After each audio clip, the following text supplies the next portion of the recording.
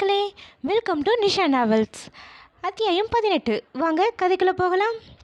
அன்றிரவு ராஜு மதியின் வரவை காரணம் காட்டி தயாவை அவனது வீட்டிற்கு அனுப்பி வைத்தவன் தனது வீட்டிற்கு சென்றான். ராஜுவின் தாய் வசந்தி அவனின் 5 வயதிலேயே நோய் தாக்கத்தின் காரணமாக இறைவனடி சேர்ந்திருக்க, ராஜுவின் தந்தை சங்கரன் மறுமணத்தை பற்றி கொஞ்சமும் யோசிக்காமல் தனது மகனை தானே தாய்க்கு தாயாக தந்தைக்கு தந்தையாக அவனை சீராட்டி வளர்த்தார். சங்கரன் ராஜுவிடம் ஒரு தந்தையாக மட்டும் இல்லாமல் ஒரு நெருங்கிய நண்பனாகவும் பழகினார். சங்கரன் அருணாச்சலத்தின் நிறுவனத்தில் வேலை செய்தாலும் அருணாச்சலம் சங்கரனை தனது உற்ற நண்பனாகவே நடத்தினார். ஆனாலும் சங்கரன் நட்பு பாராட்டுவதை நிறுவனத்திற்குள் தவிர்த்து வெளியிடங்களில் மட்டுமே வைத்துக் கொள்வார். இந்த ஒரு காரணத்தினாலேயே அருணாச்சலத்துக்கு சங்கரன் என்றால் மிகவும் இஷ்டம். தொழில் மட்டுமல்லாமல் வீடு சார்ந்த எந்த ஒரு விஷயத்தையும் சங்கரனிடம் ஆலோசிக்காமல் செய்ய எண்ண மாட்டார். கோதை சங்கரனை தன் உடன்பிறவா சகோதரனாகவே எண்ணினார். ராஜுவின் தாய் வசந்தியின் இறப்பிற்கு பின் கோதை ராஜுவை தன்னுடனே அழைத்து கொண்டு வந்தவர் தன் மூத்த மகன் தயாவுடனே ஒன்றாக வளர்க்க ஆரம்பித்தார். இருவருக்கும் ஒரே வயது என்பதால் நல்ல புரிதல் கொண்ட நட்புடனே வளர்ந்தனர். தயாவும் ராஜுவும் ஒரே பள்ளி கல்லூரி என ஒன்றாகவே படித்தது மட்டுமல்லாமல் இருவரையும் மேற்படிப்புக்காக வெளிநாட்டிற்கும் அனுப்பி வைத்தார் அருணாச்சலம். அந்த சமயத்தில்தான் எதிர்பாரா விதமாக அருணாச்சலம் சென்ற கார் விபத்துக்குள்ளாகி அவருக்கு படுகாயம் ஏற்பட்டு நடக்க இயலாமலும் போய்விட்டது. அப்போது கலங்கி நின்ற கோதைக்கு ஆறுதலாக மட்டுமின்றி அவரிடம் பொறுப்பை ஒப்படைத்து அவரை நிமிர்ந்து நிற்க வைத்தார் சங்கரன். அருணாச்சலம் உருவாக்கிய தொழில் சாம்ராஜ்யத்தின் தொழில்நுட்ப நுணுக்கங்களையும் அவருக்கு புரிய வைத்து அவரை தலைசிறந்த ஒரு பெண் தொழிலதிபராக மாற்றினார். இன்றும் கோதையுடனே அவர்களின் அனைத்து நிறுவனங்களுக்கும் ஒரு ஆலோசகராக தன் வேலையை அழகாக செய்து கொண்டிருக்கிறார் சங்கரன். வெளிநாட்டிலிருந்து படிப்பை முடித்து ஊருக்கு திரும்பிய தயாவையும் ராஜுவையையும் வரவேற்ற கோதை மொத்த பொறுப்புகளையும் இருவரிடமும் கொடுக்க நினைக்க அதை ராஜு எப்படி மறுப்பது என தயங்கினான் என்றால், தயாவோ முடியாது என்று சொல்லி தான் தனியாக தொழில் ஆரம்பிக்கப் போகிறேன் என்று சொல்லவும் தான் கோதை அதிர்ந்து அவன் மேல் கோபம் கொண்டார். பின் ராஜுவிடம் அவரது கவனம் திரும்ப ராஜு திகைத்து நின்றான். ஏனெனில் தயாவின் இந்த முடிவை எதிர்பார்க்கவில்லை. அவன் பொறுப்பேற்றுக் கொள்வான் என நினைத்திருக்க தயாவின் முடிவில் தான் என்ன செய்வது என யோசிக்க ஆரம்பித்தான். கோதையின் முகம் பார்த்த ராஜுவோ அவரின் எதிர்பார்ப்பை கண்டு சற்று தயக்கம் இருந்தாலும் சரி என்றான். ஆனாலும் கோதையிடம் நிர்வாக பொறுப்புகளை தான் பார்த்து கொண்டாலும் நீங்கள்தான் இதற்கு முழு முதல் தலைவராக செயல்பட வேண்டும் என்ற நிபந்தனையுடன் சம்மதித்தான். கோதையும் சந்தோஷமாக சம்மதித்து பொறுப்புகளை ராஜுவின் வசம் ஒப்படைத்தார். சில முக்கியமான விஷயங்களில் மட்டும் மேற்பார்வையிட்டு அவனை வழிநடத்தி கொண்டிருந்தார். அருணாச்சலமும் தன் மனைவியாளுக்கு துணையாக தனது நண்பனும் அவனது மகனும் துணையிருக்க நிம்மதியாக வீட்டிலேயே ஓய்வெடுக்க ஆரம்பித்து விட்டார். ராஜுவுக்கு உதவியாக பாலாவும் சில பல தொழில்நுட்ப கலைகளை அவனுக்கு சொல்லிக் கொடுத்தான். பாலா ராஜுவை விட 1 வயது அதிகமாக இருந்தாலும் சக நண்பனாகவே நடத்தினான். ஓரிரு வருடங்களுக்கு பிறகு தயாவின் தம்பி நகுலனும் தங்களது தொழில்களில் கவனம் செலுத்த ஆரம்பித்தான். இதனால் ராஜுவுக்கு கொஞ்சம் வேலை பளு குறைய, தயாவோ அவனது சில வேலைக்கான பொறுப்புகளையும் தன் நண்பனிடமே கொடுக்க, ராஜு பொய்யாக கோபித்து கொண்டாலும் தன் நண்பனுக்காக நொடியும் ஓய்வின்றி ஓட ஆரம்பித்தான். அருணாச்சலத்தின் தொழில்களை கோதை, பாலா, நகுல் மற்றும் சங்கரன் ஆகியோர் பார்த்து கொள்ள தயா ராஜுவின் உதவியுடன் தனித்து தொழிலை கவனித்து கொண்டு வெற்றியும் கண்டான். ராஜு நேரே தனது வீட்டிற்கு நுழைந்து, அப்பா எங்கே இருக்க என்று அழைத்தபடியே செல்ல, டேய் மகனே, நான் கிச்சனில் இருக்கேன்டா என்ற குரல் வந்த திசையில் சென்றான் ராஜு. அங்கு சங்கர் தலையில் துண்டை கட்டிக்கொண்டு மும்முரமாக எதையோ சமைத்து கொண்டிருந்தார். ராஜு கிச்சனில் மேடையில் ஏறி அமர்ந்தவன், இன்னைக்கு என்ன சாப்பாடுப்பா என கேட்டுக்கொண்டே வெங்காயத்தை உரித்தான். சங்கரனுக்கு மீசையெல்லாம் நரைத்து அவருக்கு 60க்கு மேல் என்பதை சொல்லாமல் சொல்லியது. ஆனால் வயதுதான் ஏறியதை தவிர உடற்பயிற்சியின் உதவியால் எந்நேரமும் சுறுசுறுப்பாக இருக்கக்கூடியவர்.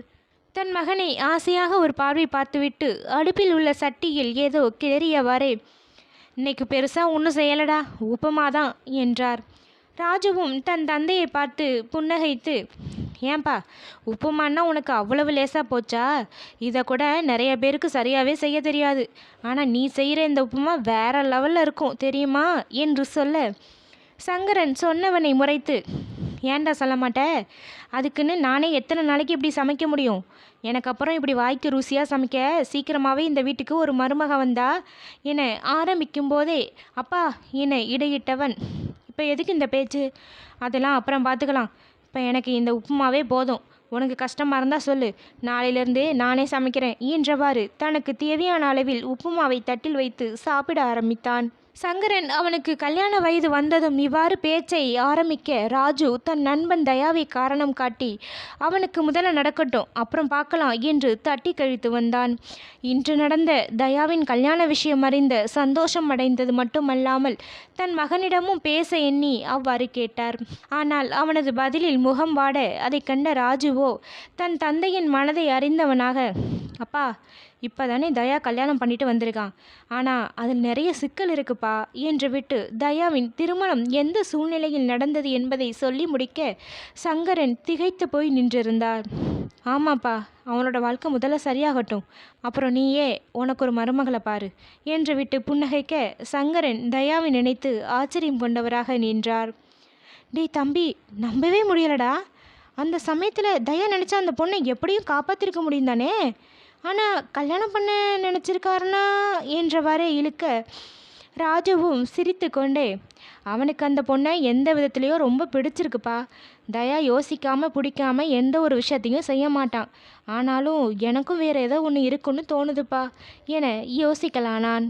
சங்கரும் அவனது கூற்றை ஆமோதித்தவராக தலையாட்டினார். அடுத்த நாள் விடியற் காலையில் அந்த கடற்கரையின் ஓரம் அலைகளின் சத்தத்தையும் சில்லென்று காற்று தங்களது முகத்தில் வந்து மோதுவதையும் அனுபவித்தவாறே ஓடிக்கொண்டிருந்தனர் ராஜுவும் தயாவும். ஆம், ராஜுவுடான அந்த ஜாக்கிங் தயாவுக்கு ரொம்பவே முக்கியம். ஏனெனில் நிறைய தொழில் சார்ந்த விஷயங்களை அப்போதுதான் இருவருமே கலந்து ஆலோசித்து முடிவெடுப்பார்கள். இந்த முறை தயாவுக்கு மிகவும் பிடித்தமானதும் கூட. அன்றும் அப்படித்தான். இருவருமே சீரான வேகத்தில் ஓடிக்கொண்டிருக்க ராஜு தயாவை திரும்பி திரும்பி பார்த்தபடியே வந்தான். தயா இதுபோல் எப்போதும் அமைதியாக வருபவன் அல்ல. ஆனால் இன்று தயாவின் நினைப்பு முழுவதும் வேறெங்கோ இருப்பது போல் தோன்றியது ராஜுக்கு. இருந்தும் அவனை ஏதும் கேட்காமல் விட்டுவிட்டான். ஆனால் தயா சற்று நேரத்திலேயே தன்னிலைக்கு திரும்பியவன் ராஜுவின் கேள்வி பார்வையை கண்டு, டேய் என்னடா அப்படி பார்க்குற? ஏதோ பெருசாக யோசனையில் இருக்க, என்ன விஷயம் என்றான் சாவகாசமாக. ராஜு அவனது பேச்சில் தனது ஓட்டத்தை நிறுத்திவிட்டு நிற்க 2 அடி முன்னே போன தயா ராஜு நின்றதும் மீண்டும் பின்னே வந்தான். ராஜு மனதில், என்ன இவன், நான் கேட்கணும்னு நினச்சதை இவன் என்கிட்ட கேட்குறான் என்று முழிக்க தயா ராஜுவின் மொழியை பார்த்து சிரித்துவிட்டு, என்னடா ஏன் நின்னுட்ட என்றதும் ராஜு லேசாக முறைத்து, டேய் மவனே, நான் சொல்கிறது இருக்கட்டும், உனக்கு என்னாச்சு? நாம் ஜாக்கிங் பண்ண ஆரம்பித்து 20 நிமிஷத்துக்கு மேலாகியும் வாயை திறக்காமல் வந்துட்டு இப்போ என்ன சொல்கிறியா? சரி அதை விடு, நேற்று நைட் வீட்டுக்கு போனியே, மதிக்கிட்ட எதுவும் பேசுனியா என்றான் தயாவின் அந்த சிரிப்பை குறித்து கொண்டவனாக. மதி என்றவுடனே தயாவுக்கு முகம் கடுக்கெடுக்க, அந்த சில்வன்கிட்ட நான் என்ன பேசுறது என்றான் விட்டேத்தியாக. ராஜு தயாவின் முகத்தை ஆராய்ந்து கொண்டே, ஏன் என்னாச்சு? மதிக்கு இங்கே இருக்கிறது பிடிக்கலையா என்றான். தயா அந்த கடல் அலைகளை வெறித்தவாறே, ஆமாம், அவளுக்கு இங்கே இருக்க பிடிக்கலையாம், இங்கேருந்து போகணுமா. அதை இங்கே வந்தப்பவே சொல்லிட்டா. நான் தான் இப்போதைக்கு போக முடியாதுன்னு சொல்லி வச்சுருக்கேன். விடுடா, கொஞ்ச நாளில் பார்க்கலாம், புது இடம்ல, அவளுக்கு இங்கே பழகணும் வேற என்று சீரியஸாக முகத்தை வைத்து கொண்டு ராஜு சொல்ல தயாவுக்கு நேற்று நடந்த கூத்து ஞாபகம் வர, ஆனாடா நேற்று அவள் பண்ண வேலையில் எனக்கு உடம்பெல்லாம் வலிக்குதுடா என்றான் நெளிந்து கொண்டே.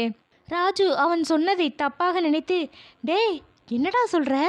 அப்போ சீக்கிரம் நீ அப்பா ஆகிடுவியா என்று விட்டு தயாவை கட்டி அணைக்கப் போக தயாவுக்கு நொடிக்கு பிறகே தன் நண்பனின் பேச்சுக்குரிய அர்த்தம் விளங்க நரநரவென பற்களை கடித்தவன், அடே விளங்காதவனே, ஓ கற்பனை குதிரையை கொஞ்சம் அடக்கி வைடா, நேற்று அவன் என்னை எப்படி டார்ச்சர் பண்ண தெரியுமா என்று விட்டு நேற்று நடந்ததை சொல்லிவிட்டு அங்குள்ள பெஞ்சில் அமர்ந்தான்.